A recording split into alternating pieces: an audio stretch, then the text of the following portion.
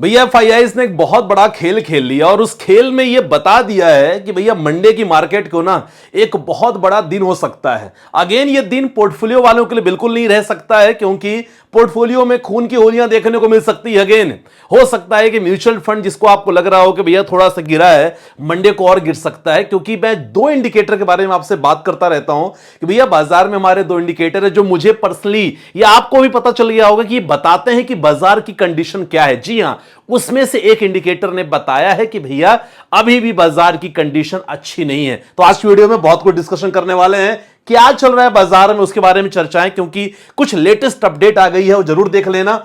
एफआईआईएस का मूड कैसा है, मेरा दूसरा इंडिकेटर एफआईआईएस का मूड, ये इंपॉर्टेंट आपके लिए जरूर रहेगा। मंडे मार्केट को जब भी मौका आपको मिलेगा, क्योंकि अगर सेंसेक्स में 600 से 1000 पॉइंट की गिरावट अगर देखने को मिल सकती है, ऐसे में कौन से सेक्टर में आपको मौका मिलेगा निवेश करने का एज ए शेयर मार्केट में, जो लोग स्टॉक्स में निवेश करते हैं।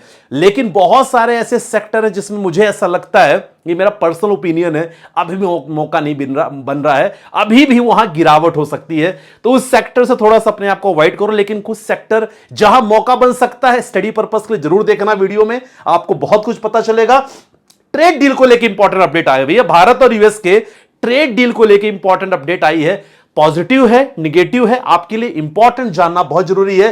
कैनरा रोबोको स्मॉल कैप फंड, आज की वीडियो में हमने क्वेश्चन पिक किया है। काफी लोगों के मन में होता है संदीप भाई, कैनरा रोबोको स्मॉल कैप फंड आप कहते थे निवेश करने का, हमने पैसा भी डाला, केवल आपने नहीं मैंने भी डाला, क्या करना है अभी इस फंड को लेके, क्या लमसम करें, क्या एसआईपी कंटिन्यू करें इस फंड में, जरूर आपको देखने को मिल सकता है। सो सबसे पहले अगर मैं इंपॉर्टेंट अपडेट लेके चलूं, जी हां, अगर मैं बात करूं सबसे इंपॉर्टेंट अपडेट, जी हां, वो अपडेट आई है भैया कहां से, ईरान की तरफ से अपडेट आई है। और ईरान का क्लियर कहना है कि भैया हॉर्मुज़ घेर कर हमने एक बहुत अच्छा काम किया है। जी हां, स्ट्रेट ऑफ हॉर्मुज़ एक ऐसा रास्ता जहां से लगातार क्रूड ऑयल पूरे विश्व में सप्लाई होता है।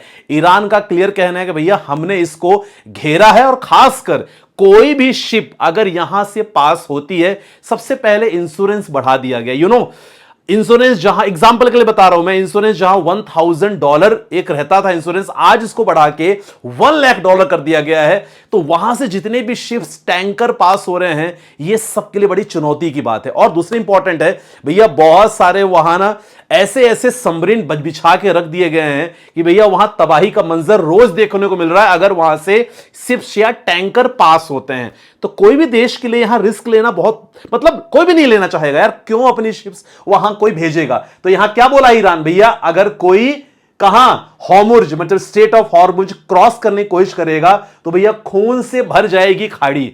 देख रहे हो, ये ईरान की तरफ से धमकी है। और अगेन धमकी ट्रंप बाबा भी कर दिए। ट्रंपानंद बाबा ने क्या बोला कि भैया अगर ईरान ने यहां आने वाले 6 से 7 दिनों में यह रास्ता नहीं खोला तो आने वाले समय में ऐसा युद्ध होने वाला है, ऐसा वॉर होगा यूएस की तरफ से कि भैया ईरान याद रखेगा। आप सोच रहे हो, बहुत ही मतलब मामला संगीन है यार। और यहां एज ए इन्वेस्टर हमें लग रहा है कि क्या करें, इसलिए मैं आपसे क्या कह रहा था, भैया पहाड़ों पे घूमने चले जाओ, मत पोर्टफोलियो देखो। मैं आप लोगों से यही कहता हूं यार, क्योंकि टेंशन देखो, आप लोग अगर इन चीजों का टेंशन लोगे तो कोई मतलब नहीं है। और सबसे इंपॉर्टेंट बात है, ये तो ठीक है अगर आपको स्टॉक मार्केट में सीखना है, लर्निंग कंटेंट चाहिए, और खास कर कोई भी स्टॉक को लेके क्या स्टॉक्स का फंडामेंटल है, स्टॉक का टेक्निकल एनालिसिस क्या कह रहा है, शॉर्ट टर्म स्टॉक्स होते हैं, इनको लेके हमने कम्युनिटी ऑलरेडी बनाया है, कम्युनिटी डिस्क्रिप्शन पे लिंक है, उस कम्युनिटी को आप ज्वाइन कर सकते हो, सीख सकते हो। लेकिन ध्यान रहे, मोस्ट इंपॉर्टेंट बात, ₹1 वहां इन्वेस्टमेंट नहीं करना है।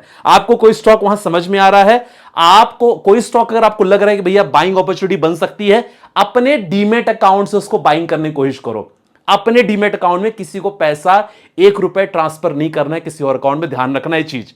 और अगर मुझसे कोई क्वेरी आपसे हो, डेफिनेटली मेरा नंबर है, वहां मुझसे बात कर सकते हो। लेकिन अगर आपको इंटरेस्ट है, सीखना है, इस कम्युनिटी में जरूर ज्वाइन कर सकते हो, डिस्क्रिप्शन मैंने लिंक डाल दिया है। ये चीज हमने देख लिया है। और भी इंपॉर्टेंट चीजें हैं, जी हां, डील को लेके जो खबर आ रही थी, हमें लग रहा था कि भैया कुछ इंपॉर्टेंट खबर आ सकती है और अच्छी खबर आ सकती है भारत और यूएस के ट्रेड डील को लेके, क्योंकि अभी तक केवल अगर डील की बात करें ना सर, केवल 25 से 30% डील अगर बात किया जाए तो वो डील फाइनल हुई है।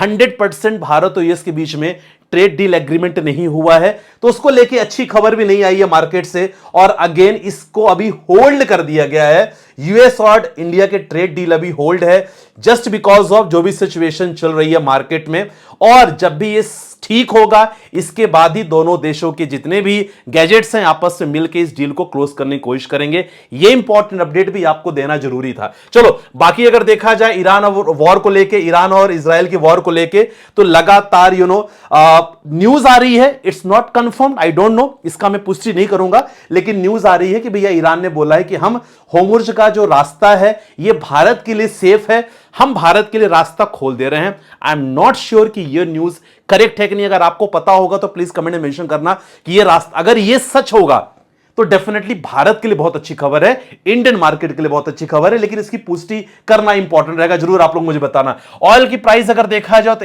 लगभग ऑयल का प्राइस अभी लगातार $102 प्रति बैरल चल रहा है, जो अगेन एक अच्छी खबर नहीं है। जितना ये ऊपर होगा उतना ही मार्केट के लिए बहुत बुरी खबर हो सकती है, क्योंकि इसका नीचे जाना बहुत जरूरी है। अगर ये बहुत ज्यादा ऊपर है मतलब डिमांड बहुत ज्यादा है, सप्लाई कम हो रहा है, इसलिए इसका प्राइस लगातार बढ़ रहा है।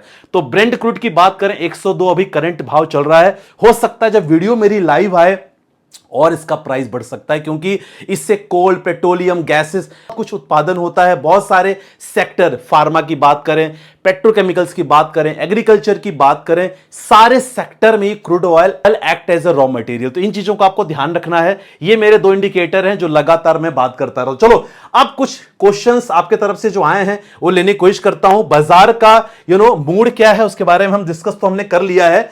बाजार में आपको मैंने बता दिया क्या चल रहा है। एफआईएस का मूड फिलहाल अभी नेगेटिव साइड है। एफआईएस केवल वही, एफआईएस क्या करते हैं भैया, मुनाफा वसूली करते हैं। अगर उनको मुनाफा लग रहा है बाजार जापान के मार्केट में, तो इंडिया के मार्केट से पैसे निकालेंगे, जापान में डालेंगे। They are not long term investor, they are short term investor, ध्यान रखना। तो एफआईएस का मूड अभी फिलहाल नेगेटिव है।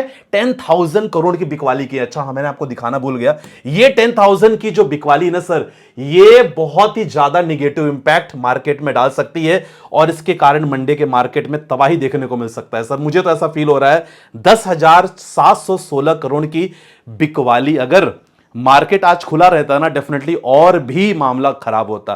थैंक गॉड मार्केट आज बंद है। तो यहां 10,000 ओवरऑल 56,000 करोड़ की बिकवाली कर चुके हैं भैया, जो बहुत ही मार्केट के लिए अच्छी खबर नहीं है, क्योंकि एफआईएस की बिकवाली मतलब मार्केट के सेंटीमेंट्स अच्छे नहीं है। चलो मौकाने पर क्या करना है, चौका जरूर मारना है। कुछ इंपॉर्टेंट सेक्टर के बारे में बात करेंगे। सेंसेक्स 600 पॉइंट कर गिरता है। Defence, capital market, banking, semiconductor, अब इससे रिलेटेड जो स्टॉक के नाम है मैं यहां नहीं बोल सकता हूं, क्योंकि it's against SEBI regulations.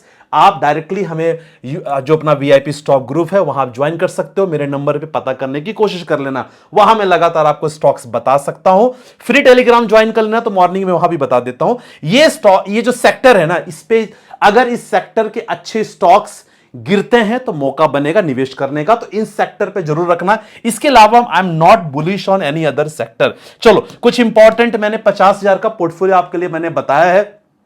Multi assets allocation fund, balance advantage fund, hybrid funds बहुत सारे होते हैं, मल्टी कैप, मल्टी एसेट्स में Nippon, ICICI Prudential, SBI multi assets allocation fund search करोगे आ जाएगा। सेम बैलेंस एडवांटेज में एचडीएफसी का, एसबीआई का, हाइब्रिड में एसबीआई, एचडीएफसी, मल्टी कैप में आपका टाटा हो गया, आपका कोटक हो गया। These are the examples of multi cap. दूरियां किससे बना के रखना है, दूरियां बना के रखना स्मॉल कैप फंड से और सेक्टोरियल फंड से, क्योंकि वो भी जरूरी है। ऐसी बात नहीं भैया हम इनके पास भी जाएंगे, हमें इनसे मोहब्बत है, लेकिन फिलहाल बाजार की अभी कंडीशन देखते हुए इनसे हम दूरियां बना के रखेंगे।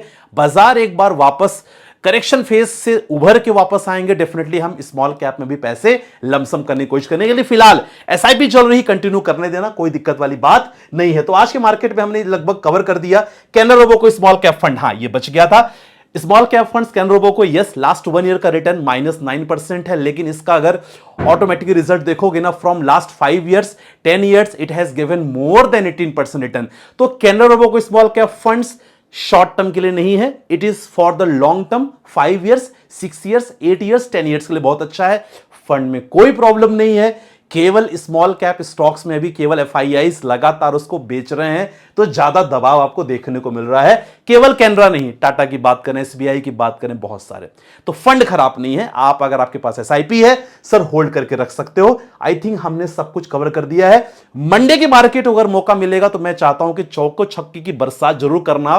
पूरा पैसा निवेश नहीं करना है, थोड़ा थोड़ा निवेश कर लेना। तो टेलीग्राम फ्री है, डिस्क्रिप्शन पे लिंक है, वहां ज्वाइन कर सकते हो। तो आज की वीडियो में बस इतना ही।